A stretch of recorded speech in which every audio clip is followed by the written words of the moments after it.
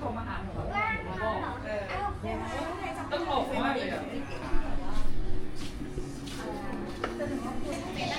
ค่ะสวัสดีครับสวัสดีครับ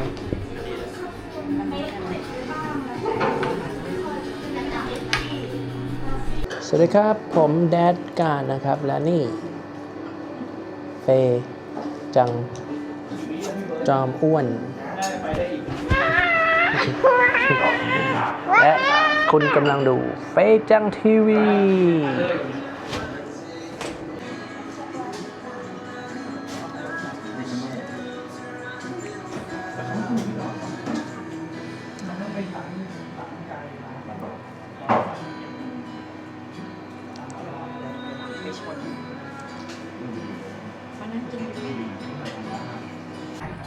และตอนนี้เฟย์จังจอมแก่นและแดดการก็อยู่ที่ร้านคาเฟ่แห่งใหม่ย่านบางแสนกันเลยเปิดใหม่แล้วเดี๋ยวเราจะมาชิมบานาน่าเบรดครั้งแรก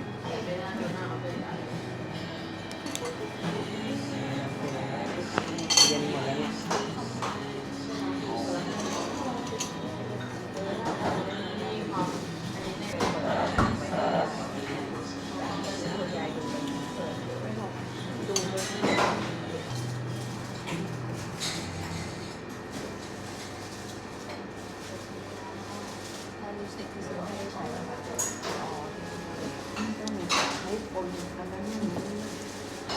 และนี่ครับทีเด็ดคือชิโอะปังชุบเนยนะ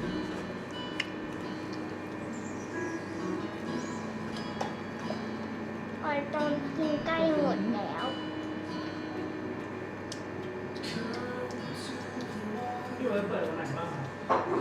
เพราะว่าหนูทำ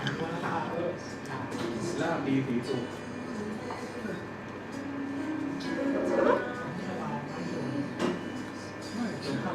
อะไรนะอยากกินเหรอพี่เบิร์ดอยู่ปะไม่ต้องมาตรงนี้แสงดีกว่าขอคำหนึ่งขอกัดคำหนึ่งให้มันกรวม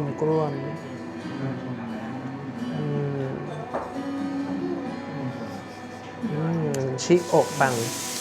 เมนูเด็ดของทางร้านโอ้ขอกินเลย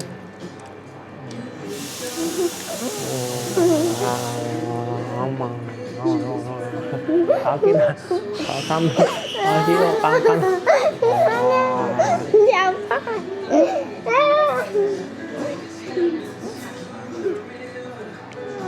ด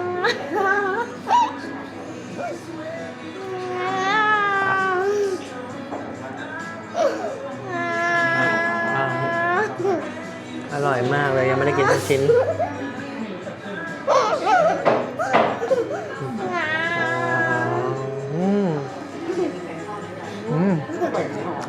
กรอบนอกนุ่มใน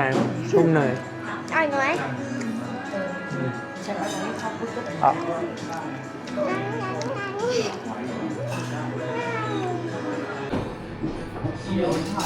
สวัสดีค่ะเรามาทำ ASMR กันค่ะ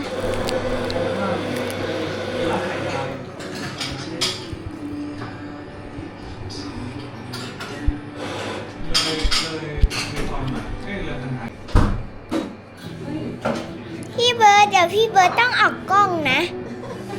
ลง YouTube นะ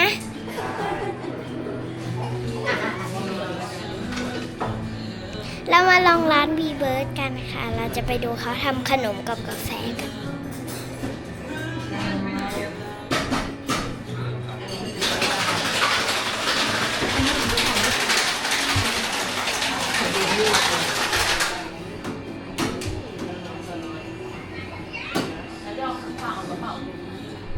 ขนมก็น่ากินนะคะแต่ว่าเราสั่งเป็นบานาน่าเบสค่ะ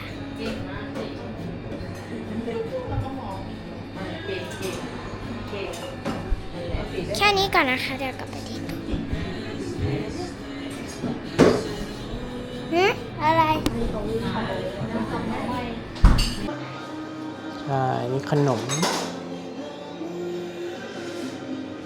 ชิโอะปังน่ากินมาก กรอบนอกนุ่มใน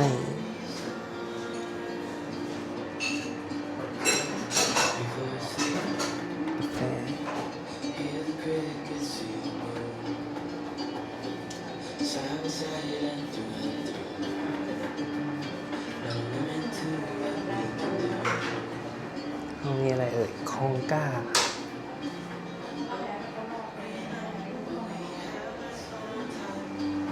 เดี๋ยวเราจะไปดูบรรยากาศรอบๆร้านกันนะครับ B Bird Home Cafe ตามน้องเฟย์ไปเลย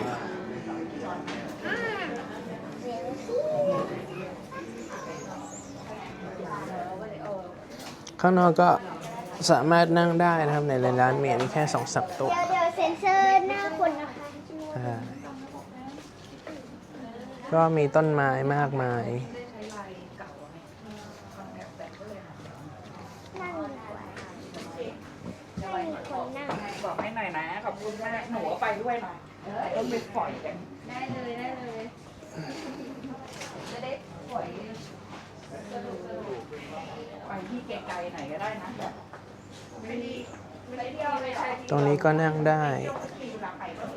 ตรงนี้ก็นั่งได้แต่แดดร้อนไปหน่อย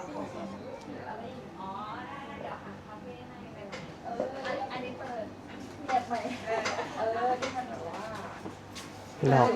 เข็มสวยจริง ล่วงหน้าไหนมาสักวันหนึ่งเดี๋ยว ๆ มีมอนสเตลล่าด้วย ดูสภาพมาคาเฟ่ มีมอนสเตลล่าเหมือนที่เคยมีเลย แต่ของเขายังสวยงาม มันต้องได้แดดแดงแต่ว่าไม่ตรง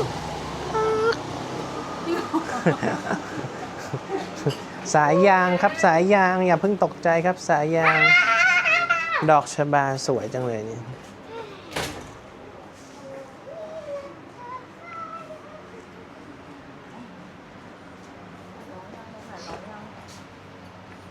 ต้นอะไรเนี่ย แข็งจัง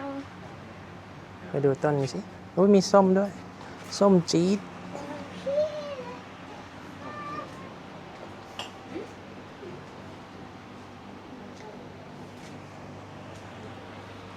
ส้มจี๊ดเนี่ยดอกเข็ม แต่ไม่รู้จะมีน้ำหวานหรือเปล่า กินได้ไหม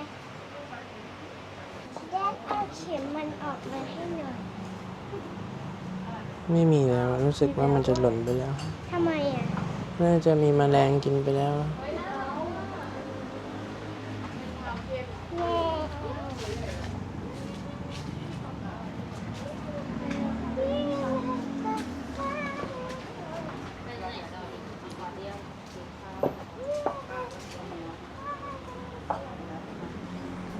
ก็บรรยากาศชิลๆเหมือนอยู่บ้านจริงเหมือนอยู่บ้านเพื่อน อ นะ ย่าลืมนะคะ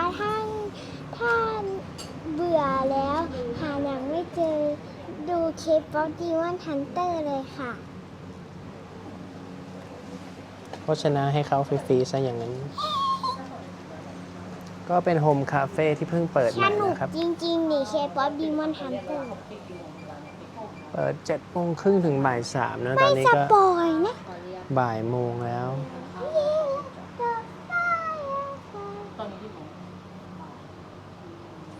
วันนี้ลาไปก่อนเดี๋ยวเจอที่สระน้ำอย่าลืม เดี๋ยวเจอกัน ติ ที่ ด สระน้ำนะคะ ช่องเฟยจังทีวี เดี๋ยวได้เอาปอกมันหรือเปล่าจะเอาไปสีดำปอกที่ขอบ